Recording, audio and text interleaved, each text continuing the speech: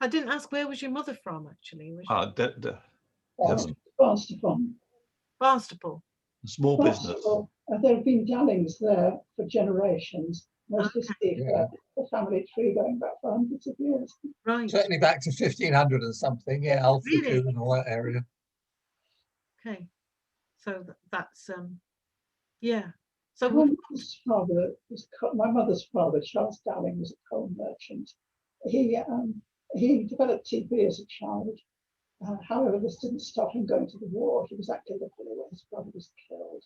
He was invalided out of the army. He did a lot. He got into all sorts of enterprises and was a Freemason, I think. And they lived in a rather lovely house in Barnstaple High Street. But there were 7 children. Anyway, her father died, her little sister died. The family was hit rather hard in the 1930s. And, you know, she had done a good deal of caring for them. But she was encouraged, I suppose, to go to LSE to study. In fact, it was unusual. She was not a suitable wife. What was that? Somebody said she wasn't. Apparently, the comrades told him that she wasn't a suitable wife for him, and he should. Well, small town bourgeoisie, yes. So I mean, she very much rejected. Where was that? So who was saying that? Sorry, at Cambridge. At Cambridge. Why? Why were they saying that? Oh, it was just snobbery or something. Yes. What's the right word? I'm trying to look for it. Not proper working class people, eh? Well, that was a small business background. I think they've been right. Yes, not not even all that small, actually. It's sort of. They had cleaning ladies, all right. So she wasn't sufficiently working class, what you're saying, really. Something like that. In some weird sense. How bizarre. Yeah, that kind of inverted. Yeah. Yeah. Well, the other thing was, actually, without formally quitting the party, he did volunteer for the army before the time the Soviet Union was neutral and the Communist Party was against the war. So eventually he departed. Then he decided. We thought when Britain as a whole was fighting fascism, he was going to be part of it. Thank you. Yeah. So his attitude to international conflict was that he was happy to fight in the Second World War because it was against fascism. Yeah. He was not happy to be called up for the Korean War and objected to the conscientious objector because that was a wholly different situation. Yeah, exactly.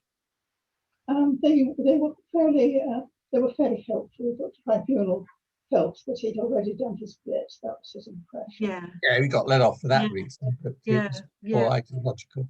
Exactly. So did he, I mean, how did he kind of, you've described his working process a little bit, especially how he got up in early, was it fairly early in the morning that he would start this process and it would take several hours, or you know, clearly he was very focused, and he must have been, to his output's enormous, isn't it? His actual, what he produced is really vast and so broad ranging as well. So I just wondered if you had a sense of him being really, really focused as a writer and just kind of channeling himself for those hours, or. Yes. Yes, definitely. You know, we did our thing and he did his thing during those hours. Yeah. And I would struggle to remember exactly how many hours there were, but they seemed like quite a lot of them. Yeah. I mean, he must have been very focused, mustn't he, to produce so much. And did he have any leisure pursuits like walking or any physical sort of activities? I try to envision him walking or, you know, engaging with the landscape. Walking, yes. Yeah. Yes, walking. Climbing, swimming. Yeah.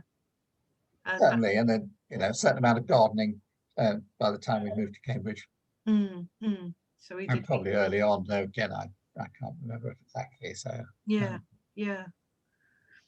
So sort of straightforward physical pursuits, which I think kind of valued as part of what he'd grown up with in his background. Yes, I was thinking that must have been important to him, because the landscape's tremendously important, isn't it, in his writing?